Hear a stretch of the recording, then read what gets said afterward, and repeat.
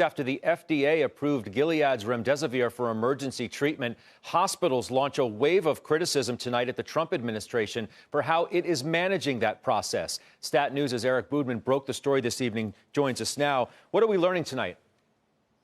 Thanks so much for having me. So what we're hearing is that hospitals are getting word that they have either received that or they will be receiving an allotment of remdesivir from the government, or they won't.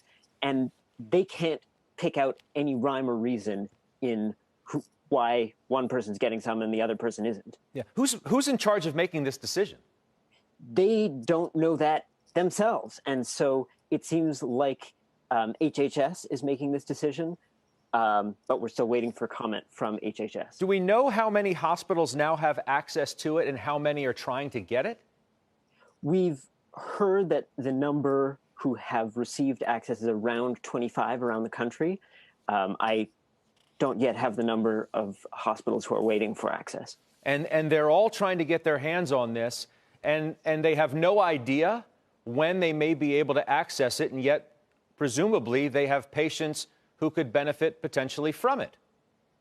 Yes, and they have no idea how those decisions are being made. And so hospitals that are slammed with COVID patients are hearing, no, you haven't gotten an allotment, and other hospitals are hearing, yes, you've gotten enough for 170 people, and they're now trying to figure out, do we shuffle patients around? Are we allowed to shuffle vials of remdesivir around?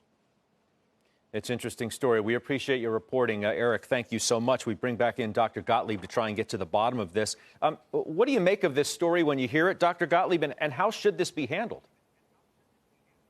Well, look, the government has taken control of the available supply of remdesivir, and they stated that clearly at the time of the authorization, the emergency use authorization.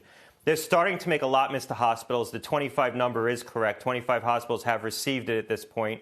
The decisions are being made by FEMA in collaboration with ASPR, which is the department, the unit inside the Department of Health and Human Services that does resource allocation to hospitals at the time of an emergency. Right now, they've made an initial allotment to some hospitals. There's going to be more going out from what I understand, so they haven't dispensed all the drug. There will be more coming out.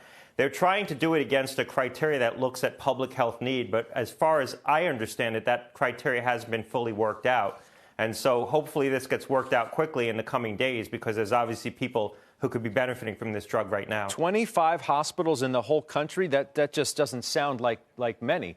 Presumably you have hundreds, if not thousands, who are trying to get their hands on this medication.